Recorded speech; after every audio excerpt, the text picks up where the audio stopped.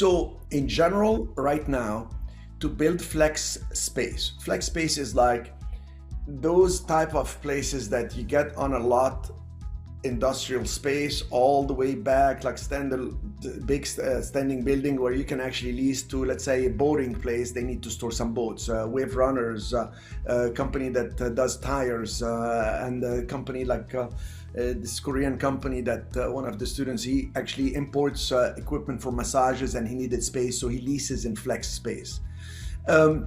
It's expensive to build per square foot right now. You gotta watch for local city, county ordinances banning or capping storage facilities if you're gonna do storage facilities, because there has been an increased demand in this because it's one of the good type of assets to have. And they've been, if you look at the last 15 years, it's been pretty well the top 3-4 performing in terms of stability. People have a lot of stuff that they would like to store.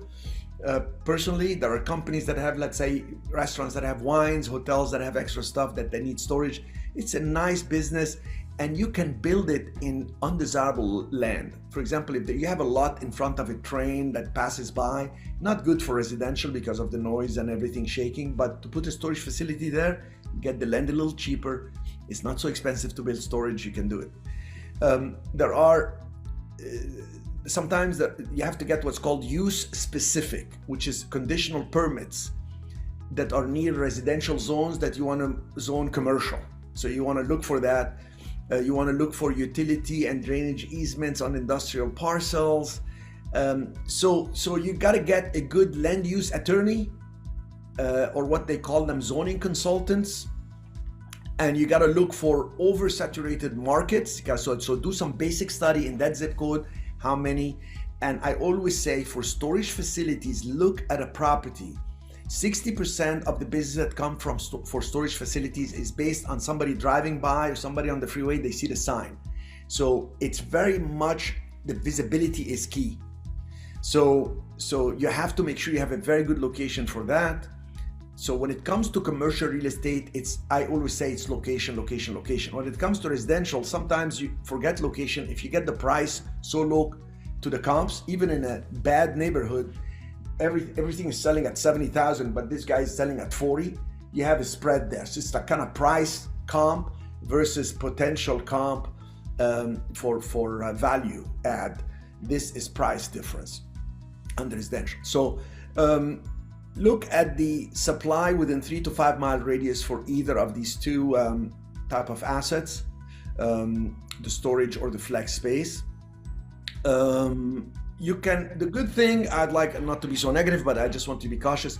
The flex space, you gotta try to see, like if I'm building a flex space, I'm gonna try to pre-lease it and see what's the best tenant mix that makes sense, what's happening nearby and other. And I can even, you'll be amazed if you call other owners of similar properties and you ask them, hey, listen, I'd just like to ask you a couple of questions. How was your experience there? And you can tell them, listen, I'm in another place completely. I just want some feedback. You can even call somebody from another state and say, I understand you own some flex space. What issues did you run into and all this? People talk and people like to share. And when I tell people, when we set up real estate funds for people, because you'll be a perfect candidate to set up a fund and grow with a group of investors with you, you'll be amazed. Like sometimes talking to other developers, they would say, I'll come in partner with you. I'd like to put in some money. You found a good space. Let me give you my 2 cents worth. I'll come and give you some ideas.